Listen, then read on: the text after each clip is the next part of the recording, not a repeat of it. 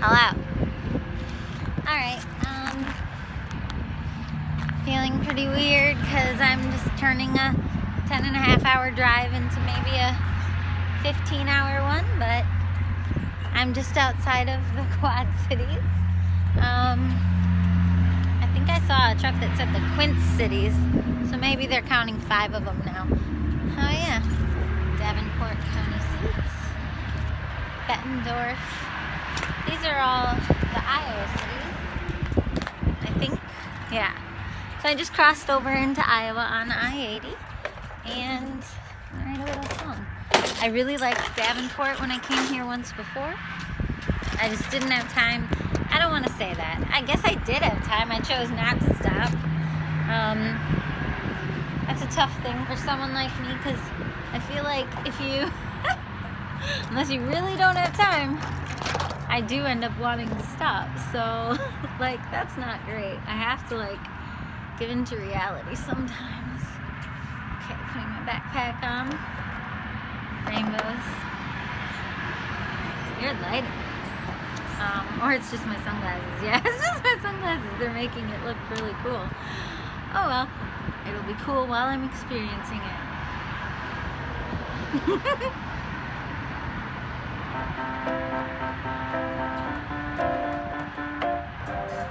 No.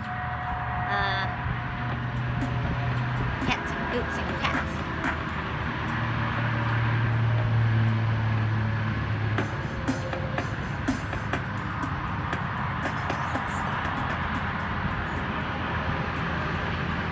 Some of these are quiet.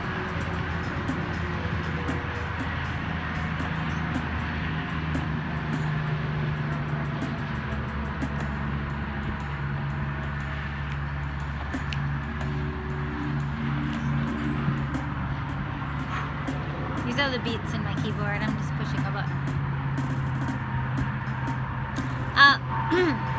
Don't forget to be yourself today. Yeah, Iowa always makes me feel great because when I'm in Iowa, I usually, someday I'll either have a song or an album title called Iowa, Debt of Gratitude. Iowa, Debt of Gratitude, because in Iowa is where I first learned that you can love what you love but be what you are, and those are two separate things. You might love people who are one way and be a total opposite way, and while you're loving them you don't have to try to be like them. It doesn't work, because then you're not you, and what if who you are is what they love? You gotta be yourself.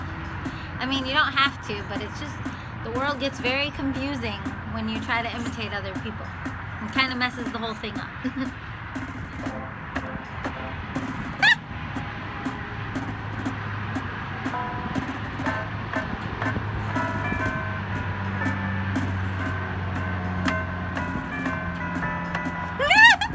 Okay, sorry, stop.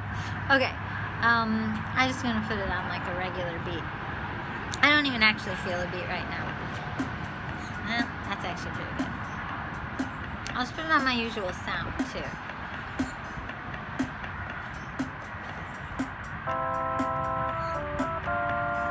Hi, birds.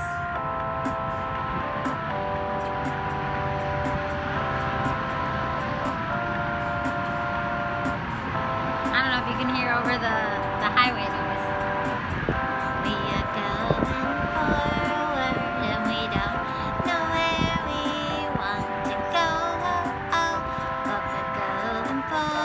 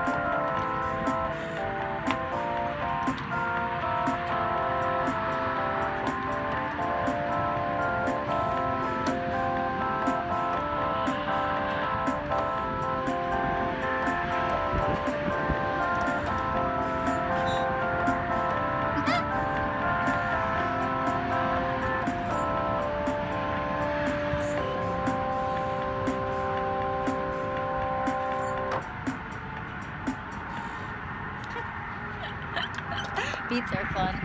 That's my keyboard. And that is, maybe I'm in Bettendorf if I'm honest. I wanted to say I was in Davenport just because I really wanted to stop in Davenport, but I think I drove a few too many miles on the highway over the Iowa border to be able to say I'm in Davenport. I'm on I-80. Anyway, that's my life. I'm gonna keep going, not because I'm in a rush, but because I'm kind of excited to get to more places. And I mean, I think there's always a part of me that wants my cake and to eat it too. Like, one part of me wanted everyone to understand and accept that for me to do a 10.5-hour drive alone, I need to turn it into a 15-hour drive. And that's the part of me. No one's being mean to me by any means.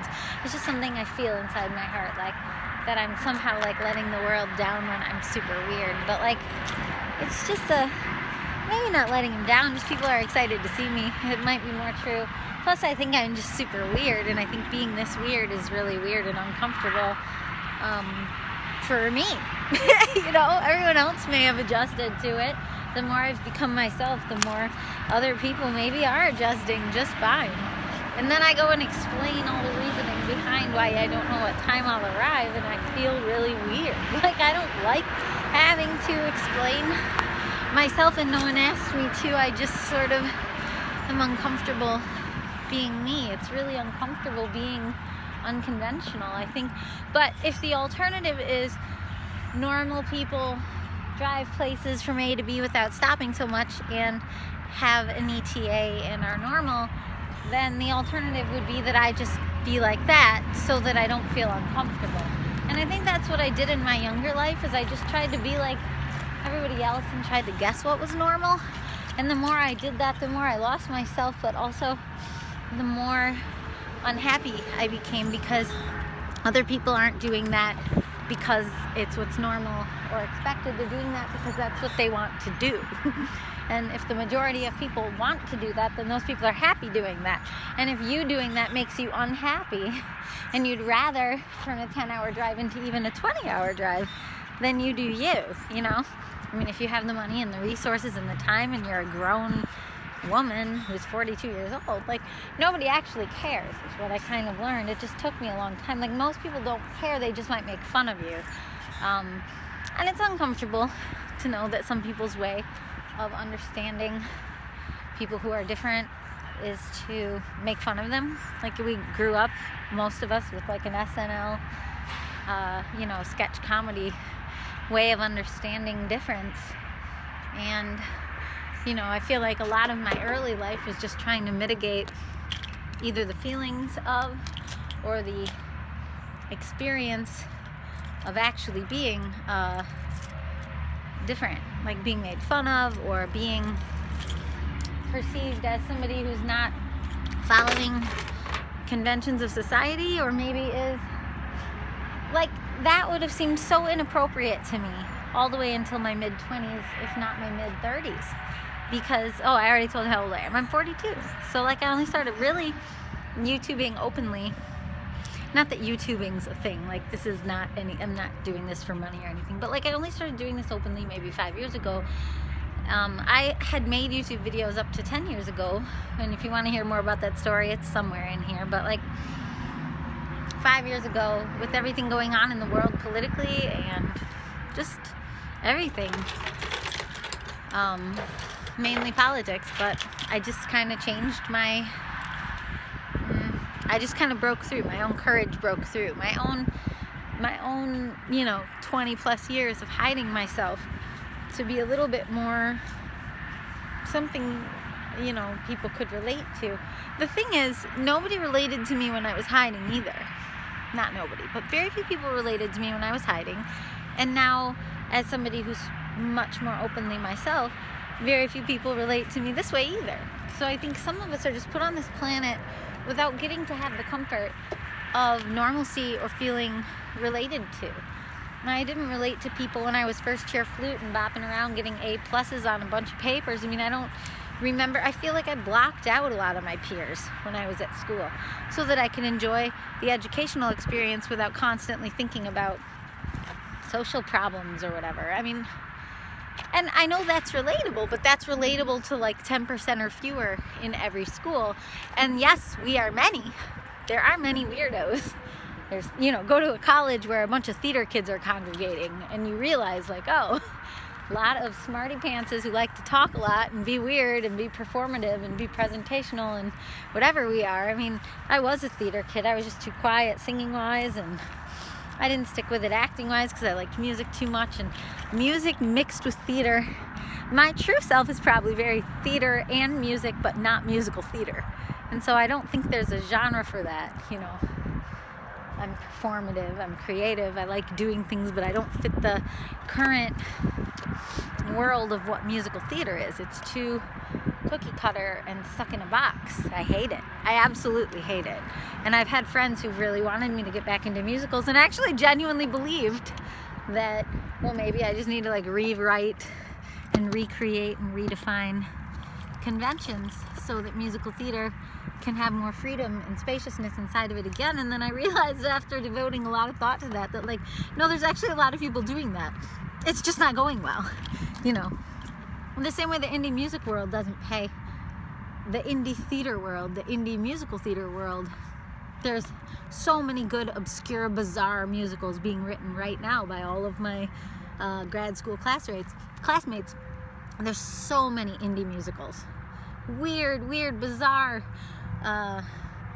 prophetic, beautiful, artistic, gorgeous works of theater and theater with music, or straight up musical theater. There are so many gorgeous works being made, and people moving to New York and then moving away, and some of them doing it from anywhere, all over the world.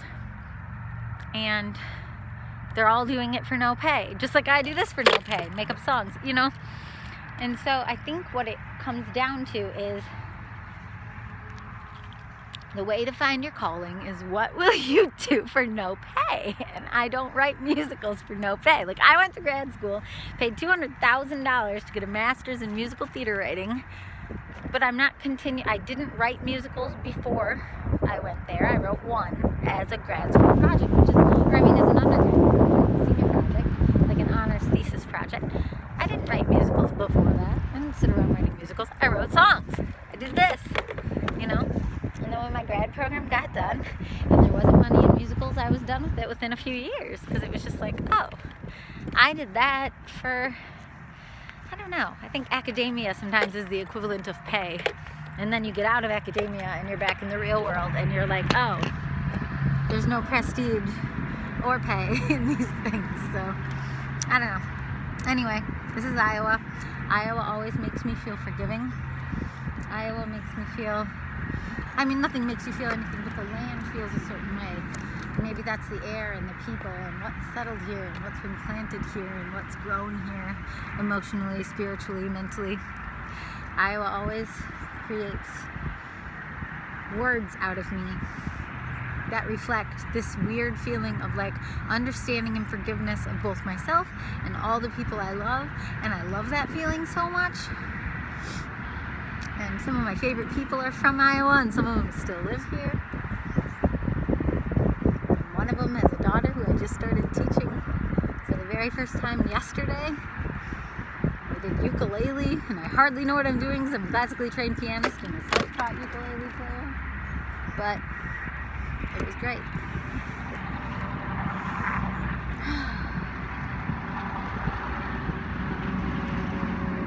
And I obviously have value whether or not I'm a classically trained ukulele player. I've learned to believe in my own value and my own time as having value, and if someone chooses ukulele instead of piano, then, I warn them. They know that I went to a conservatory for piano. I did that for 20 years, and that with ukulele I'm very self-taught, but people choose what they choose. Also, she already has a piano teacher. Anyway, that's my life. I better get back on no, I don't want to have a fear-based philosophy. But if I don't have any fear-based philosophy, then I should have stopped in Davenport and enjoyed that. And sat by the Mississippi River, which I just crossed like 30 minutes ago. I love the Mississippi River. It was so beautiful today. It was super blue and wide and gorgeous. Hello, Mississippi River. Okay, that's me trying to make up for not stopping. Oh well. Bye. Well, wait. Let's make an ode to the Mississippi River. No. Yes. No.